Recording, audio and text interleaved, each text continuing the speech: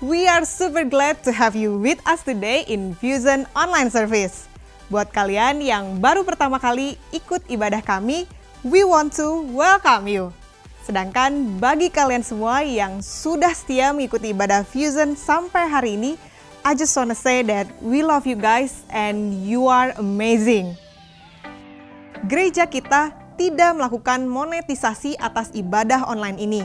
Namun, ketika jumlah viewers ibadah online ini mencapai angka tertentu, maka pihak YouTube secara otomatis akan menyisipkan iklan. Keberadaan iklan tersebut di luar kendali gereja kita dan tidak membawa kontribusi keuangan bagi kita. Kami mohon maaf apabila iklan-iklan komersial tersebut mengganggu kenyamanan kalian. Kami sedang berusaha untuk mengatasinya. Guys, seperti yang kita tahu, saat ini saudara-saudara kita di Nusa Tenggara Timur sedang mengalami bencana alam.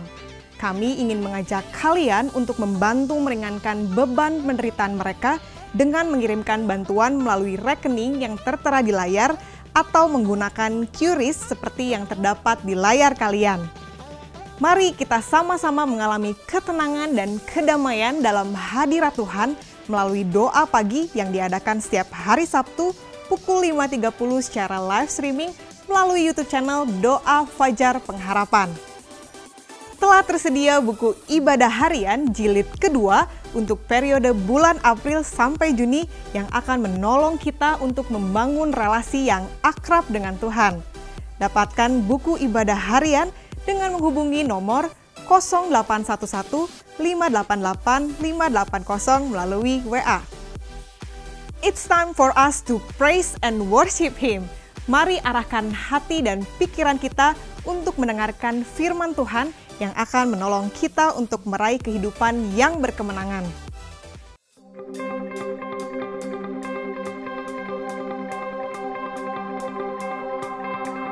To you, I can do anything. I can do all things. It's you who gives me strength. Nothing is impossible. Through you, blind eyes are open. Strongholds are broken. I am living by faith. Nothing is impossible. Halo jemaat Tuhan, dimanapun kalian berada, saya mau ajak setiap kita sama-sama naikkan pujian kita kepada Tuhan. Nyanyikan. I'm not gonna live by what I see. I'm not gonna live by what I feel. Deep down I know that you're here with me. I know that you can do anything. To you, I can do anything. I can do all things. Oh, since you give me strength, nothing is impossible. To you, blind eyes are open. Strongholds are broken. I am living by faith. Nothing is impossible. Nothing is impossible. Whoa, whoa, yeah. Bersama-sama nyanyikan. I'm not gonna live by what I see. I'm not gonna live by what I feel. So deep down I know that you're here with me. I know that you can do anything. Through you, I can do anything. I can do all things. But since you give me strength, nothing is impossible. To you, blind eyes are open. Strongholds are broken. I am living by faith. Nothing is impossible. Yuk mari sama-sama bertepuk tangan.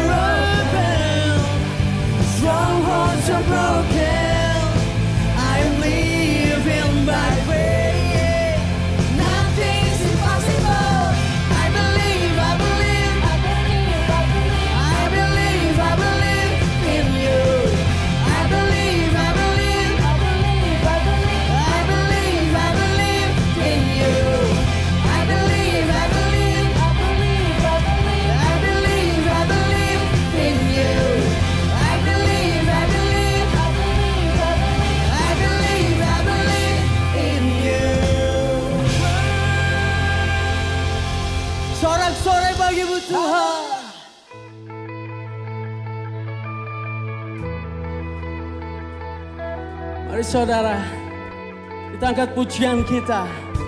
Naikkan ucapan syukurmu atas segala kebaikannya.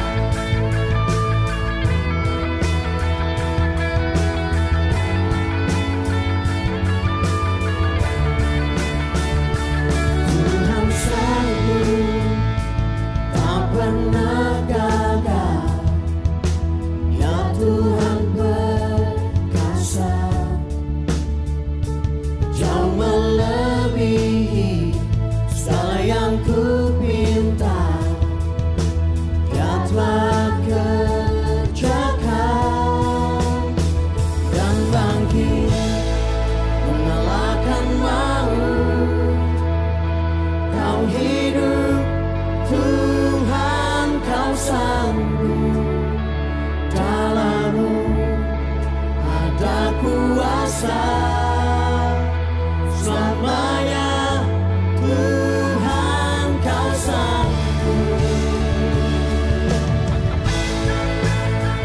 Haleluya, Engkau Tuhan Allah yang sanggup.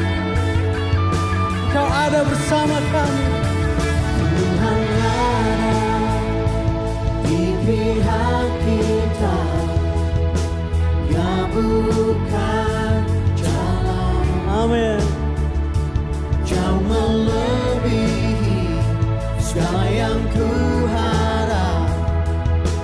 Yang telah sediakan, Serukan dan bangkit mengalahkan maut. Kau hidup Tuhan, kau sanggup, dalam-Mu ada kuasa selamanya. dari jemaat Tuhan, dengan segenap hatimu nyanyikan. Dan bangkit mengalahkan maut. Sebab kau hidup, Tuhan, kau sanggup, dalam-Mu ada kuasa selamanya. Tuhan, kau sanggup.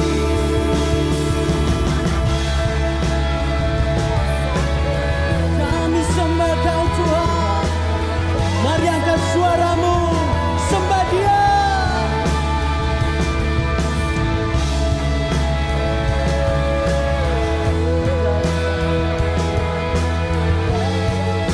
Mari nyanyikan. Bersamanya Dia akan menjaga, takkan meninggalkan, takkan meninggalkan. Dan tangannya kan terus menjaga, takkan pernah gagal, takkan pernah gagal.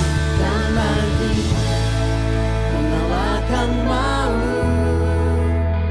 Kau hidup Tuhan, kau sanggup, dalam-Mu ada kuasa Untuk selamanya. selamanya. Tuhan, kau sanggup, Haleluya.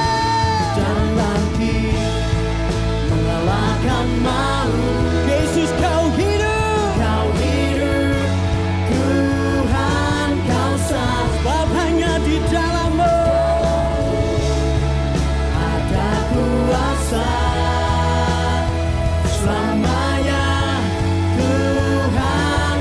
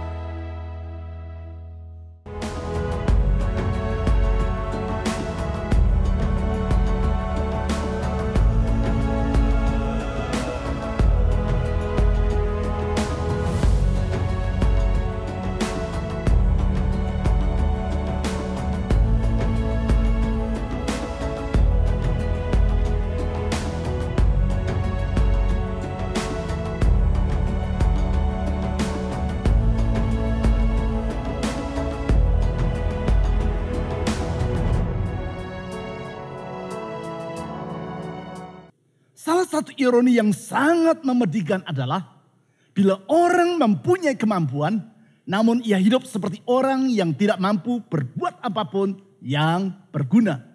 Yang bersangkutan bagaikan orang yang memiliki harta, namun hidup sama seperti pribadi yang sama sekali tidak memiliki apa-apa. Cukup banyak orang yang hidup seperti itu. Salah satunya adalah Hetty Green. Ia meninggal dunia di New York pada tahun 1916 di usia 81 tahun. Dengan meninggalkan harta sebesar 100 juta US dollar. Jumlah itu bila dikonversikan ke dalam nilai uang di masa kini adalah senilai kurang lebih 2,3 miliar US dollar. Atau lebih dari 30 triliun rupiah. Kekayaan yang jumlahnya luar biasa tersebut ia peroleh karena keahlian dirinya dalam menginvestasikan uang di pasar modal. Sehingga Hetty Green dijuluki orang sebagai The Witch of Wall Street atau sang tukang sihir dari Wall Street. Sebagaimana yang kita ketahui, Wall Street adalah jalan di mana bursa saham di kota New York berada. Yang menarik, walaupun Hetty Green adalah seorang yang sangat kaya raya, bahkan merupakan perempuan terkaya di Amerika Serikat pada zamannya, namun ia hidup seperti seorang yang luar biasa miskinnya. Ia tinggal seorang diri di rumah sewa yang sederhana di daerah yang kumuh. Di musim dingin, rumah tersebut tidak dihangatkan dengan pemanas ruangan. Karena Hetty tidak bersedia mengeluarkan biaya untuk itu. Ia tidak pernah mandi dengan air hangat. Sebab dalam pendapatnya, hal itu merupakan suatu pemborosan. Makanan sehari-hari dari Hetty Green adalah oatmeal dingin. Karena menghangatkan makanan juga dipandangnya sebagai suatu pemborosan. Kalau membeli biskuit di toko, ia mencari yang sudah remuk. Karena harganya jauh lebih murah daripada biskuit yang masih utuh. Hetty hanya memiliki satu lembar pakaian berwarna hitam yang dikenakannya secara terus-menerus tanpa pernah dicuci. Dan baru akan digantinya kalau pakaian itu sudah benar-benar sangat usang. Sesekali ia hanya mencuci bagian bawah dari roknya. Yaitu demi menghemat penggunaan sabun. Ketika anak laki-laki yang satu-satunya, Edward Green, yang biasa dipanggil Ned, mengalami patah kaki, Hetty tidak segera membawa anaknya itu ke dokter. Alasannya adalah karena ia berusaha untuk mencari klinik yang gratis. Karena tidak satupun klinik yang bersedia mengoperasi kaki Ned secara cuma-cuma. Akhirnya ketika Ned dibawa ke rumah sakit, kondisi kakinya sudah sedemikian parah sehingga harus diamputasi. Itulah orang yang kaya raya namun hidup secara tragis. Yaitu bagaikan orang yang sangat luar biasa miskinnya. Mungkin kita menertawakan gaya hidup dari Hetty Green. Padahal bisa jadi sesungguhnya kita juga hidup seperti yang bersangkutan. Yaitu walaupun mempunyai kemampuan, namun kita telah hidup seperti orang yang tidak mampu berbuat apapun yang berguna. Artinya kemampuan, potensi atau talenta yang Tuhan telah berikan kepada diri kita, kita sia-siakan. Sehingga kita ada atau tidak ada, tak ada bedanya. Karena keberadaan kita tidak membawa kontribusi yang positif bagi lingkungan di sekitar kita. Tentu kita tidak menghendaki kehidupan yang seperti itu. Terlebih lagi kalau kita menyadari bahwa kehidupan kita di dunia ini hanya berlangsung satu kali saja. Dan bukan dua kali, apalagi berkali-kali. Sehingga seharusnya kehidupan di dunia yang hanya satu kali ini tidak kita isi dengan kesia-siaan. Istilah saya, jangan sampai sendok hilang dicari. Sedangkan kita tidak ada, tak seorang pun yang merasa kehilangan. Artinya, keberadaan kita di dunia ini haruslah membawa manfaat bagi orang-orang di sekitar kita. Kehidupan seperti itulah yang Yesus inginkan dalam diri para pengikutnya. Hal tersebut ia utarakan dalam dua perumpamaan secara berturut-turut. Sebagaimana yang dicatat dalam Matius pasal 13 ayat 31 sampai 33. Di situ ia menyebut tentang kerajaan surga atau kerajaan Allah. Melalui gambaran tentang kerajaan Allah itu, kita akan dapat memahami bagaimana seharusnya kita, yaitu warga dari kerajaannya itu, menghidupi kehidupan kita. Supaya dengan demikian, sebagaimana dengan kerajaannya, kehidupan kita juga merupakan kehidupan yang bermakna. Mari kita baca ayat-ayat firman Tuhan yang telah saya sebut tadi. Matius pasal 13 ayat 31 sampai 33. Yesus membentangkan suatu perumpamaan lain lagi kepada mereka. Katanya, hal kerajaan surga itu seumpama biji sawi yang diambil dan ditaburkan orang di ladangnya. Memang biji itu yang paling kecil dari segala jenis benih. Tetapi apabila sudah tumbuh, sesawi itu lebih besar daripada sayuran yang lain. Bahkan menjadi pohon, sehingga burung-burung di udara datang bersarang pada cabang-cabangnya. Ayat 33. Dan ia menceritakan perumpamaan juga kepada mereka. Hal kerajaan surga itu seumpama ragi yang diambil seorang perempuan dan diadukkan ke dalam tepung terigu 3 sukat sampai khamir seluruhnya. Di sini kembali Yesus menyampaikan 2 perumpamaan tentang kerajaan surga atau kerajaan Allah. Sebagaimana yang telah saya jelaskan dalam ibadah minggu yang lalu, kerajaan surga maupun kerajaan Allah adalah sama. Injil Matius lebih banyak menggunakan istilah kerajaan surga. Sebab pada waktu ditulis, Injil Matius utamanya ditujukan bagi orang-orang Yahudi.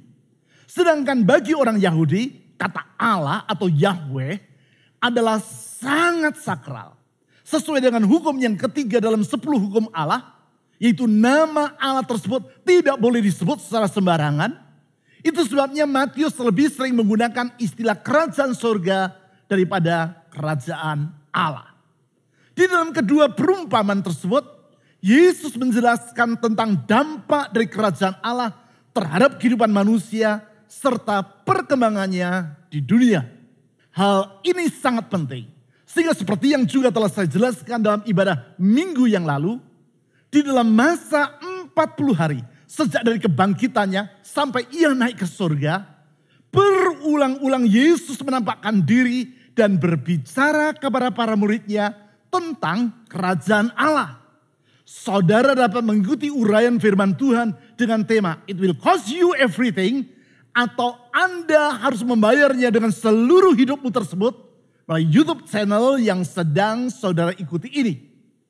Di dalam ayat-ayat yang sudah kita baca tadi, Yesus mengumpamakan kerajaan Allah seperti biji sesawi yang diambil dan ditaburkan orang di ladangnya. Dan seperti ragi yang diambil seorang perempuan dan diadukkan ke dalam tepung terigu. Karena dalam hal ini keberadaan kita, para pengikut Kristus, adalah sebagai warga dari kerajaan Allah tersebut, maka berarti melalui perumpamaan ini kita juga dapat melihat rencana Tuhan tentang tujuan dirinya dalam menempatkan kita di dunia. Yaitu agar membawa pengaruh yang positif bagi lingkungan sekitar kita. Pengaruh yang tidak terlepas dari potensi atau kemampuan yang ia tempatkan dalam diri kita. Potensi yang Yesus gambarkan seperti kemampuan yang terdapat dalam biji sesawi maupun ragi yang ia paparkan dalam kedua perumpamaan tadi. Dari situ kita dapat menarik pelajaran penting tentang 3 hal yang harus kita kenal apabila kita ingin kehidupan kita bagaikan biji sesawi maupun ragi yang keberadaannya membawa manfaat bagi lingkungannya. Dengan kata lain, melalui mengenal ketiga hal tersebut serta menghidupinya dalam kehidupan Anda, maka keberadaan saudara di dunia ini tidaklah akan sia-sia. Namun membawa manfaat yang positif bagi lingkunganmu. Baik itu adalah lingkungan keluargamu, lingkungan tempat saudara bekerja, maupun lingkungan pergaulan sehari-hari Anda. Ketiga hal yang harus saudara kenal tersebut adalah, yang pertama, saudara harus mengenal adanya potensi dalam diri Anda. Saya ulang, saudara harus mengenal adanya potensi dalam dirimu. Keberadaan dari potensi ini, Yesus jelaskan dengan menggambarkannya seperti keberadaan dari potensi dalam biji sesawi maupun ragi. Seperti yang ia katakan, di dalam biji sesawi yang sangat kecil itu terdapat potensi untuk bertumbuh menjadi sebatang pohon yang besar. Hal tersebut ditulis di ayat 32 sebagai berikut. Matius pasal 13 ayat 32. Memang biji itu yang paling kecil dari segala jenis benih. Tetapi apabila sudah tumbuh, sesawi itu lebih besar daripada sayuran yang lain. Bahkan menjadi pohon. Seperti yang Yesus katakan, biji sesawi ini adalah yang paling kecil dari segala jenis benih. Namun bila ia sudah bertumbuh, ia akan menjadi pohon yang sangat besar. Dengan kata lain, walaupun semula ukurannya adalah sangat kecil, namun jangan menganggap remeh dirinya. Sebab sesungguhnya di dalam biji yang kecil tersebut terkandung potensi yang sangat besar. Saudara akan menyadari hal ini kalau saudara pernah melihat pohon beringin. Pohon yang kalau sudah bertumbuh, tingginya dapat mencapai belasan meter. Dan diameter batangnya lebih besar dibandingkan pelukan tangan orang dewasa. Pernahkah saudara melihat buah dari pohon beringin? Saya duga jarang di antara saudara yang pernah melihatnya. Mengapa? Karena ukuran dari buah pohon beringin tidaklah besar. Sehingga tidak akan terlihat dari kejauhan. Buah pohon beringin hanyalah sebesar buah kelengkeng saja. Lebih kecil daripada ujung ibu jari saya. Kalau saudara kupas buah tersebut, saudara akan menemukan bijinya. Kecil saja ukurannya. Namun jangan anggap remeh biji pohon beringin yang kecil tersebut. Jangan berkata, karena ukuran biji ini sangat kecil, lebih baik saya tanam di pinggir rumah saya. Jangan. Sebab kalau biji itu sudah bertumbuh dan bertambah besar, beberapa tahun kemudian rumah saudara akan roboh. Karena desakan pohon beringin yang berasal dari biji yang kecil tersebut. Jangan anggap remeh. Sebab sesungguhnya dalam biji yang kecil itu terkandung seluruh potensi yang terdapat dalam pohon beringin yang sangat besar tadi. Hal yang sama pula dengan ragi yang digambarkan oleh Tuhan Yesus dalam perumpamaan yang ditulis di ayat 33 tadi. Di dalam ragi yang nampaknya seperti tepung yang halus tersebut, terkandung potensi untuk mengkamirkan adonan yang ke dalamnya ia dicampurkan. Kemampuan atau potensi untuk mempengaruhi, yaitu mengkamirkan adonan tersebut, tersimpan di dalam butiran-butiran ragi yang halus tadi. Dengan demikian Yesus menjelaskan, kalau kita benar-benar hidup sebagai pengikutnya, maka di dalam diri kita sesungguhnya terkandung potensi atau kemampuan yang sangat besar. Mungkin secara lahiriah diri kita nampak sederhana, bahkan dipandang sebelah mata oleh orang lain. Namun janganlah kita meremehkan kemampuan yang Allah telah berikan kepada kita. Bukankah itu yang terjadi pada diri para murid Yesus? Orang-orang sederhana. Namun ketika mereka memenuhi panggilan Tuhan untuk memberita Injil ke seluruh dunia, di dalam Kisah Para Rasul pasal 17 ayat 6 disebut bahwa mereka adalah orang-orang yang mengacaukan seluruh dunia. Mengacaukan seluruh dunia. Atau dalam bahasa Inggris, to turn the world upside down.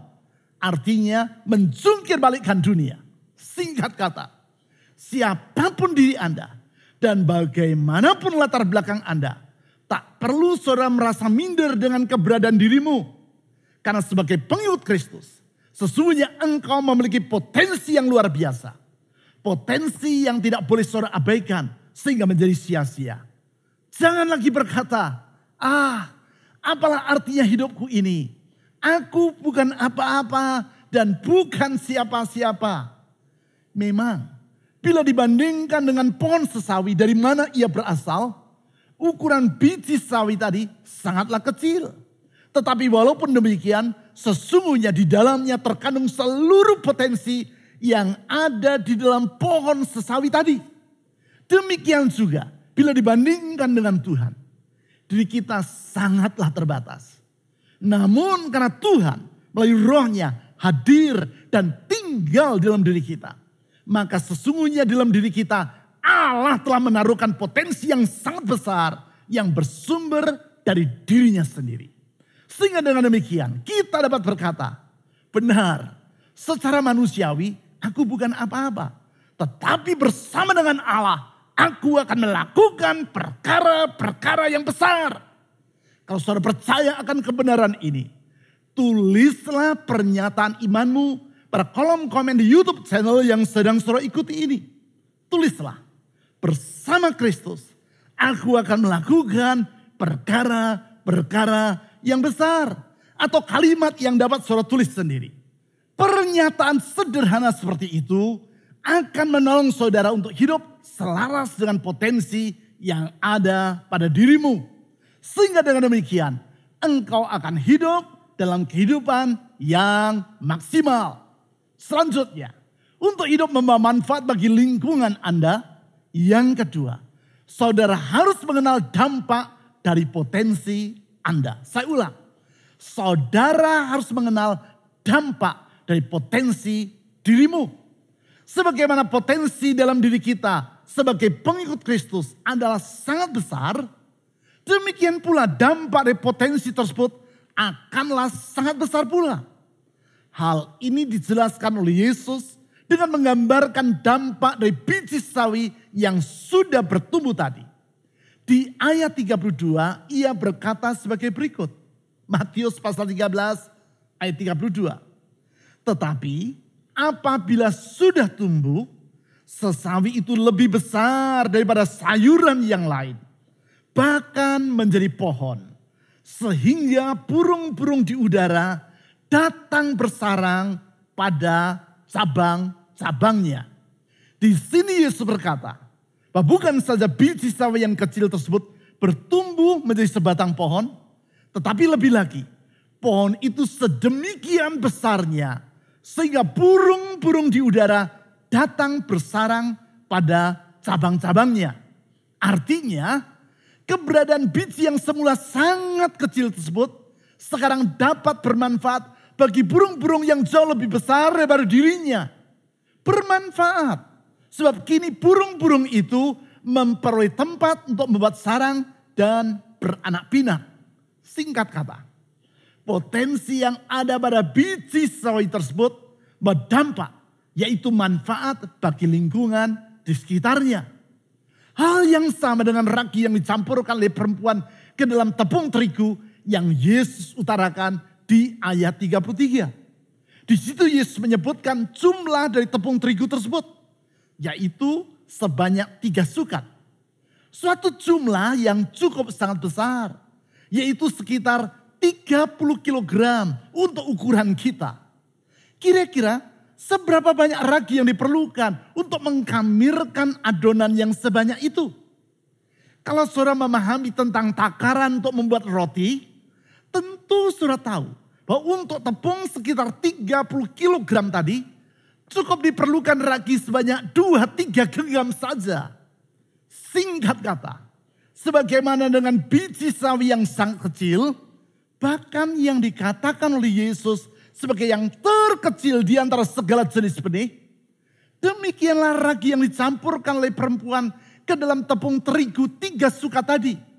Walaupun jumlahnya tidak besar, namun pengaruhnya sangatlah besar. Sejarah gereja telah membuktikan kebenaran tersebut. Ketika gereja mula-mula lahir pada hari Pentakosta 2000 tahun yang lampau di Yerusalem, saat itu jumlah pengikut Kristus hanya terdiri dari 120 orang saja. Para pengikut Yesus yang 50 hari sebelumnya hidup dalam ketakutan. Sedemikian takutnya sehingga mereka bersembunyi dalam rumah yang pintu-pintunya terkunci rapat. Yaitu karena merasa takut kepada para pemuka agama Yahudi yang telah menyerahkan Yesus untuk disalibkan. Namun berawal dari orang-orang yang sederhana tersebut, saat ini gereja telah berkembang ke seluruh dunia dan membawa pengaruh yang positif bagi kemanusiaan. Tidaklah mengherankan seperti yang saya utarakan tadi. Sebelum Yesus naik ke surga, di dalam Kisah Para Rasul pasal 1 ayat 3 dicatat bahwa Yesus mengajar para muridnya tentang kerajaan Allah. Artinya, ia mengulas kembali apa yang telah ia ajarkan kepada mereka sebelum ia disalibkan. Termasuk tentang potensi dan pengaruh dari kerajaan Allah yang sedang kita bahas ini.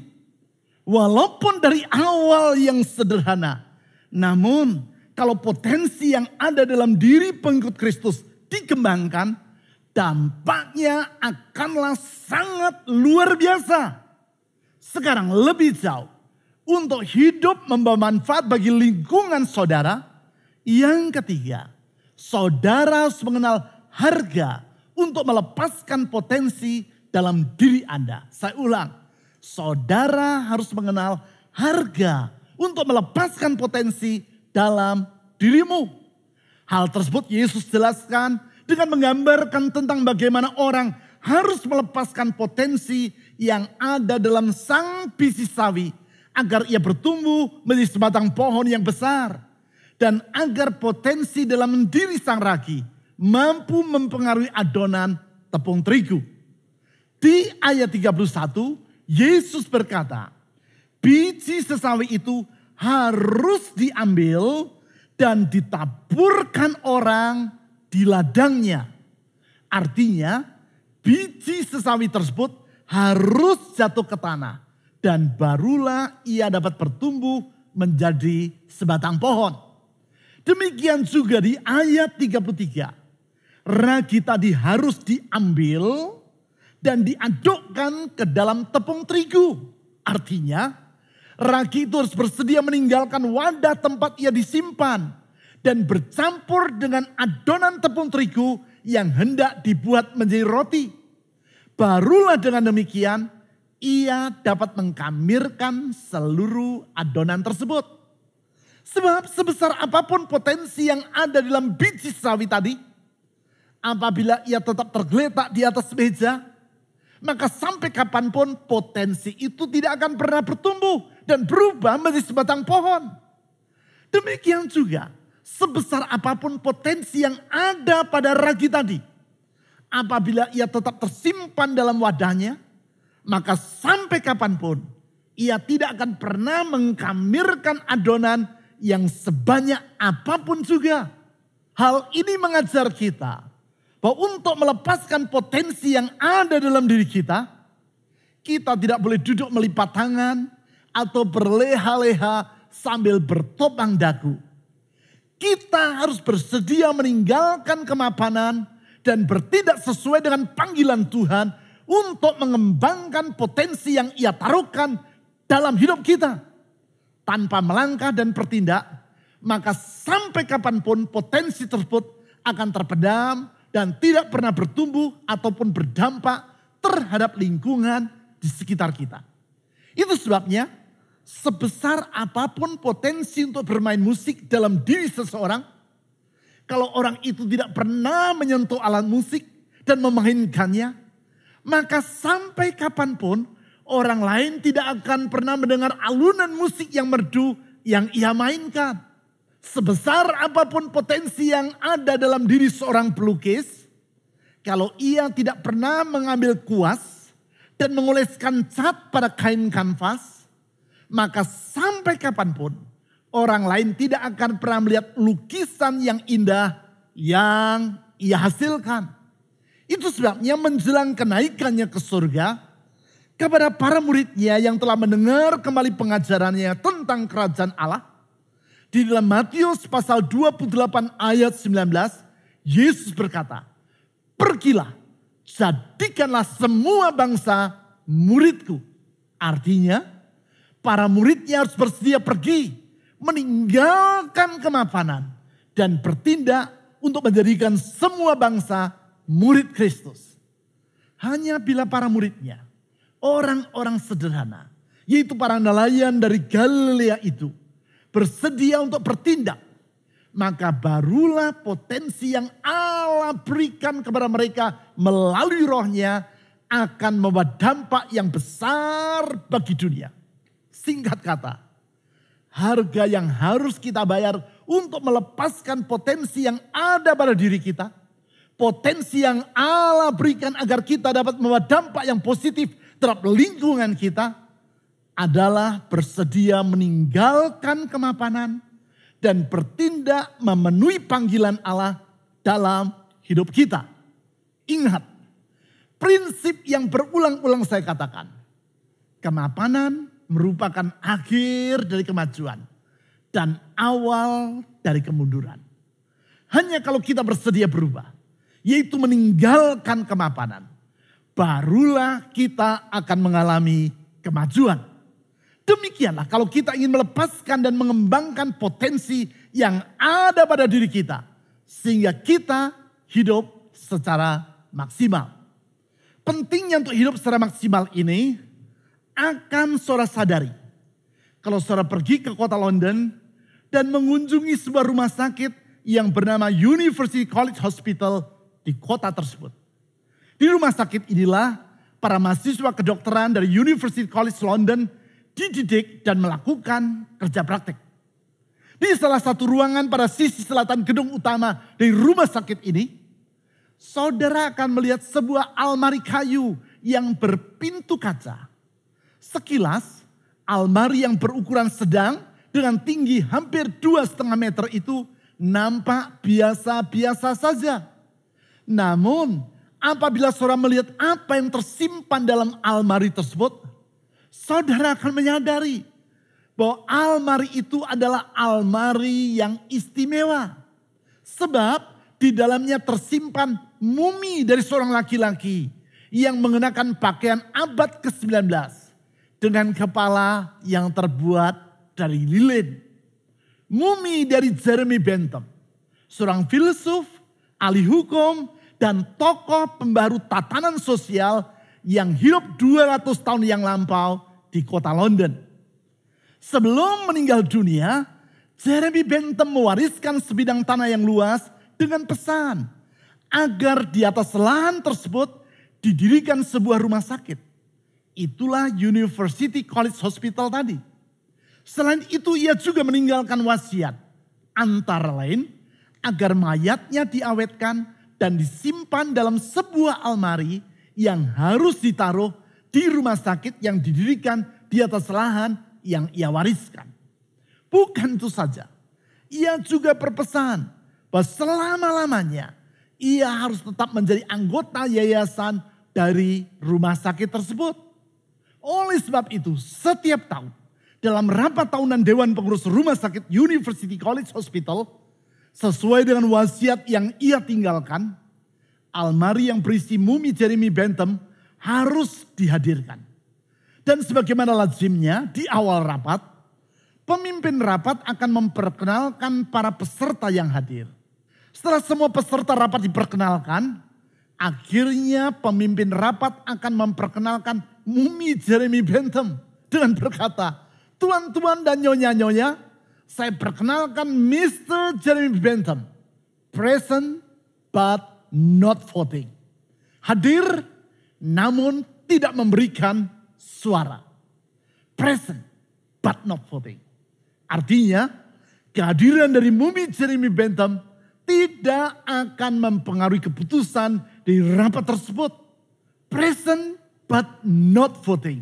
Artinya keberadaan mumi Jeremy Bentham itu hadir atau tidak hadir tidak akan ada bedanya. Present but not voting. Bukan itulah maksud Tuhan bagi gerejanya. Bukan itu rencana Tuhan bagi hidup kita. Ia ingin agar diri kita bukan hanya sekedar hadir di dunia, namun juga membawa pengaruh terhadap dunia di sekitar kita. Present and voting. Oleh sebab itu, ia menempatkan potensi yang besar dalam hidup kita. Potensi yang akan membawa pengaruh bagi dunia sekitar kita. Potensi yang harus kita kembangkan dengan rela meninggalkan kemapanan dan bertindak seperti yang Yesus sendiri telah teladankan melalui keberadaannya di dunia 2000 tahun yang silam. Ia yang adalah sang penguasa alam semesta, rela meninggalkan kemapanan dan kenyamanan di surga, datang ke dunia sebagai seorang manusia. Bagaikan biji gandum yang jatuh ke tanah, ia rela menderita sampai mati di kayu salib demi manusia yang berdosa. Melalui pengorbanannya itu, ia membawa perubahan dalam hidup manusia, membebaskan kita dari kehidupan yang kelam, dan membuka masa depan yang baru serta gemilang. Sehingga di dalam dia, kita memperoleh pengharapan akan hari esok kita. Mari kita meniru teladan yang Yesus telah berikan itu. Mari kita tinggalkan kehidupan kita yang lama yang penuh dengan kegelapan dosa. Mari kita tinggalkan kemapanan hidup yang menghambat kita untuk memenuhi panggilannya. Mari kita serahkan diri kita ke dalam tangannya. Dan membuka diri kita kepada karyanya yang mengubah hidup kita. Dan dengan demikian kita pun akan dipakainya untuk membawa perubahan bagi dunia di sekitar kita. Mari kita berdoa. Tuhan Yesus, Engkau yang maha mulia, pencipta langit dan bumi, penguasa alam semesta. Engkau rela meninggalkan kemapanan dan kenyamanan di surga, datang ke dunia menjadi manusia, menderita sengsara sampai mati di kayu salib demi kami manusia yang berdosa. Melalui cara itu, Engkau menghapuskan masa lalu kami yang kelam dan membuka masa depan yang baru serta gemilang bagi hidup kami. Bukan itu saja, Engkau bersedia hadir dan tinggal dalam hidup kami. Sehingga melalui keberadaanmu, melalui rohmu itu, Engkau menempatkan potensi yang besar dalam diri kami. Kemampuan untuk mempengaruhi dunia seperti yang Kau rencanakan. Oleh karena itu Tuhan, tolong kami mengikuti teladan-Mu. Rela meninggalkan kehidupan kami yang lama. Rela meninggalkan kenyamanan hidup. Berjalan bersama dengan Tuhan. Memenuhi panggilan Tuhan. Hidup sesuai dengan rencana-Mu. Bertindak dan melangkah. Dan kami percaya sesuai dengan janji-Mu, kami akan melihat perkara-perkara besar Engkau kerjakan di dalam dan melalui hidup kami. Sehingga hidup kami di dunia yang hanya satu kali ini bukanlah kehidupan yang sia-sia, tetapi kehidupan yang berguna, bermanfaat, dan hidup secara maksimal memuliakan nama-Mu. Tuhan Yesus, saya berdoa menyerahkan setiap orang yang sedang mendengarkan uraian firman Tuhan ini. Aku menyerahkan hidup mereka dalam tangan-Mu. Aku menyerahkan masa depan mereka ke dalam tangan-Mu. Pakai hidup mereka untuk menggenapi rencana-Mu atas dunia ini. Saya berdoa juga untuk setiap mereka yang hidup dalam persoalan dan pergumulan. Ulurkan tangan-Mu yang penuh dengan kuasa itu. Tangan-Mu yang menyembuhkan. Tangan-Mu yang memulihkan. Tangan-Mu yang meneduhkan badai. Tangan-Mu yang membuka jalan di saat tiada jalan. Engkau sanggup melakukan mujizat sampai pada hari ini. Karena kuasa-Mu tidak pernah berubah. Kesetiaan-Mu tetap untuk selama-lamanya. Dan kasih-Mu sangatlah besar. Saya berdoa Tuhan Yesus, sembuhkan yang sakit. Sakit dalam hidup rumah tangga mereka. Sakit dalam pekerjaan mereka. Sakit dalam masa depan mereka. Sakit dalam kesehatan jasmani mereka. Karena aku percaya Tuhan Yesus, di dalam Engkau, di dalam nama-Mu yang indah dan manis itu, ada harapan yang tidak mengecewakan. Dan di dalam nama Tuhan Yesus yang menyelamatkan itu, kami telah berdoa. Amin. How great is our God? Sing with me, how great is our God? And all will sing, how great is our God? How great is our God? How great is our God? Sing with me, how great is our God? And all will sing, how great is our God? Name above all names.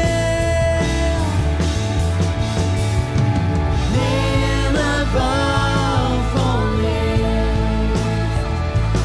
You are worthy of our praise. My heart will sing how great. My heart will sing how great is our God. Sekali lagi, name above all names.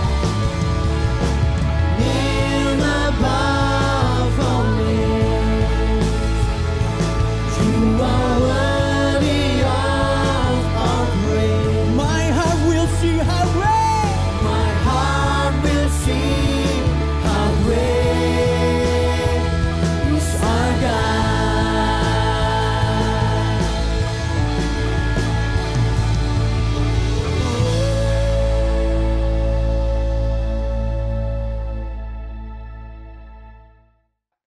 Mari kita menjadi hamba-hamba yang dapat dipercaya oleh Tuhan dengan terus mengembangkan berbagai potensi yang Tuhan telah berikan di dalam diri kita.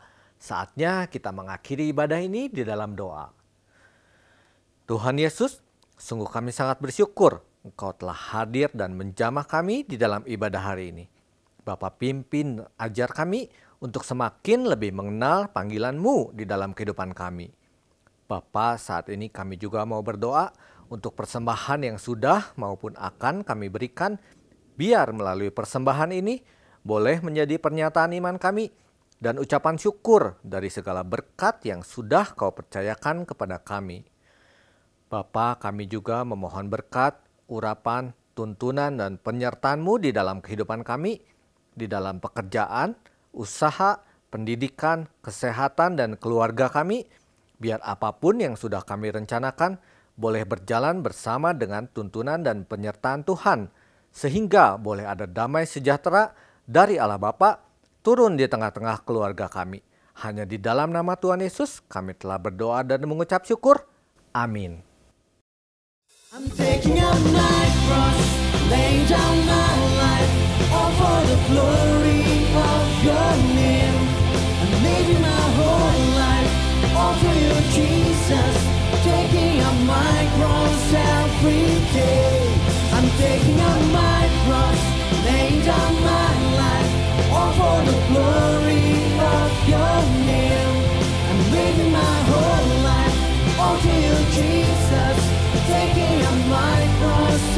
every day.